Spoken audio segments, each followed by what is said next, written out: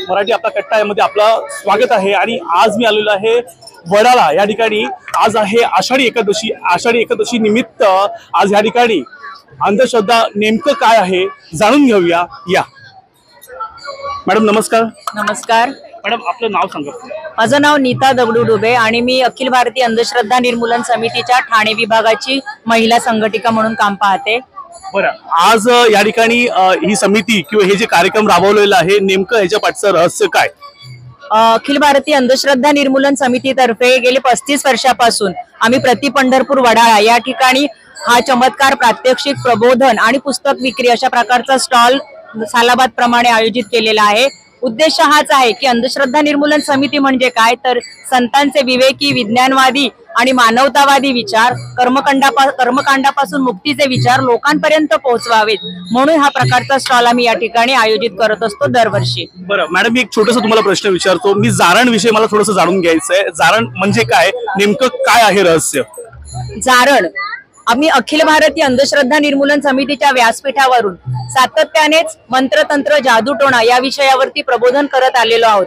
आणि ज्यावेळी चित्रपटगृहामध्ये जारण चित्रपट प्रदर्शित झाला त्यामुळे एक समितीचा कार्यकर्ता म्हणून मला हा चित्रपट पाहायलाच पाहिजे असं वाटलं। कारण या चित्रपटामध्ये जारण म्हणजे काहीतरी जादूटोण्याच्या बाजूने दाखवतायत की विरोधात दाखवता आहेत हे जाणून घेण्यासाठी मी चित्रपटगृहामध्ये जाऊन पाहिला आणि चित्रपट पाहिल्यावर मात्र मला फार आवडला। याचं कारण म्हणजे काय तर जारण म्हणजे एक जादूटोणा मंत्रतंत्र करणारी बाई जी अनेक खेड्यापाड्यांमध्ये किंवा शहरांमध्ये असते त्याप्रमाणे ती त्या चित्रपटामध्येही दाखवलेली आहे।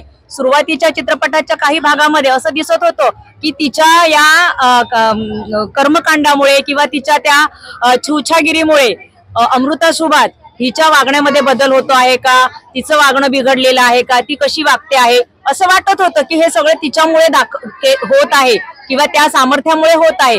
पण जसजसा चित्रपटाचा उत्तरार्धाकडे आपण यायला लागतो तेव्हा असं लक्षात येतं की अमृता सुभाष ही निपुत्रिक होती, तिला मूल नव्हतं आणि मग मूल असणं हे आपल्या समाजामध्ये खूपच गरजेचं आहे।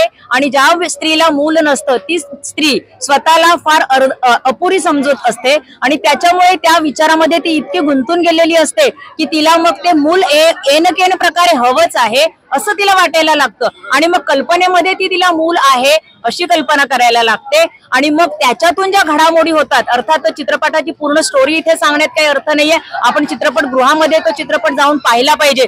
पण मूल व्हावं किंवा मला मूल आहे या आकसापोटी तिच्यावरती जो मानसिक आजार झालेला होता त्याची रीतसर डॉक्टरकडे ट्रीटमेंट सुद्धा चालू असते, पण मानसिक आजार असलेली व्यक्ती सुद्धा काही वेळा लबाडी करते आणि तिला वाटतं की माझा डॉक्टर मला समजून घेत नाहीये आणि म्हणून ती परस्पर एका वेगळ्या डॉक्टरची ट्रीटमेंट घ्यायला लागते आणि मग त्या डॉक्टरकडे गेल्यानंतर पुन्हा नव्याने ट्रीटमेंट सुरू होते, अर्धवट माहिती पुरवली जाते आणि मग त्याच्यानंतर जेव्हा आपण चित्रपटाच्या शेवटाकडे येतो त्यावेळी मात्र आपल्या लक्षात येतं की हा संपूर्ण मानसिक आजाराचा खेळ आहे। हे एक उत्तम प्रकारचं सायको थ्रिलर अशा प्रकारचा हा चित्रपट आहे। दिग्दर्शकाचे खूप खूप कौतुक वाटलं आणि अंधश्रद्धा निर्मूलन समितीच्या माध्यमातून खरोखर मी आमच्या सर्वांतर्फे दिग्दर्शकांचे आभार मानते की त्यांनी अशा प्रकारचा चित्रपट काढून लोकांपर्यंत मानसिक आरोग्य, त्यातून निर्माण होणारे आजार आणि सोबतच कर्मकांडामुळे कोणत्याही क्रिया घडत नाही हे आपल्यापर्यंत या चित्रपटाच्या माध्यमातून पोहोचवलेलं आहे